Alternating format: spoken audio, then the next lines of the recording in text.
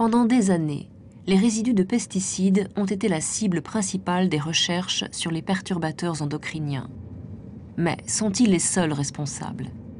La réponse viendra, comme souvent en science, de manière accidentelle. Cet accident va montrer que les perturbateurs endocriniens ont envahi notre quotidien, qu'ils se logent là où personne n'avait encore osé l'imaginer. Anna Soto et Carlos Sonnenschein sont des biologistes. Ils travaillent sur des lignées de cellules cancéreuses. Pour les faire proliférer, ils les exposent à des hormones féminines, des œstrogènes.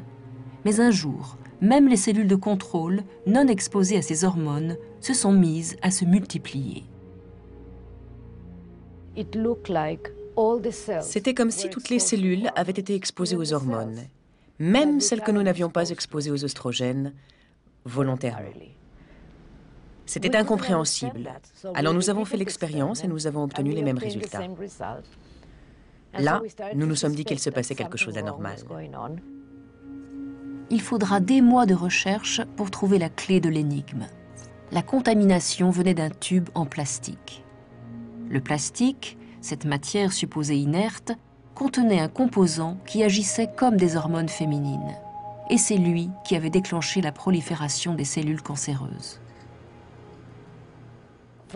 Notre première réaction a été la surprise.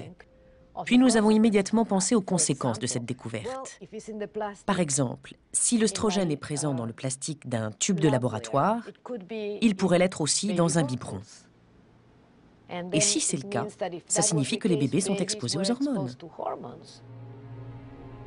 Produits détergents, boîtes de conserve, plastique, emballage, Soto et Sonnenschein ont testé des composants présents dans une cinquantaine de produits d'usage courant. Ils ont trouvé dans ces produits des molécules chimiques à effet hormonal, comme le bisphénol A ou le nonylphénol. À faible dose, certes, trop faible, insistent leurs détracteurs, pour avoir un effet. Car en toxicologie, il y a une règle d'or. C'est la dose qui fait le poison. C'est-à-dire qu'un produit ne devient toxique qu'à partir d'un certain seuil. En deçà, le produit est supposé inoffensif. Pour de nombreux chercheurs, cette règle n'est pas adaptée aux perturbateurs endocriniens. Pour eux, ce n'est pas tant la dose qui compte que le moment et la durée de l'exposition.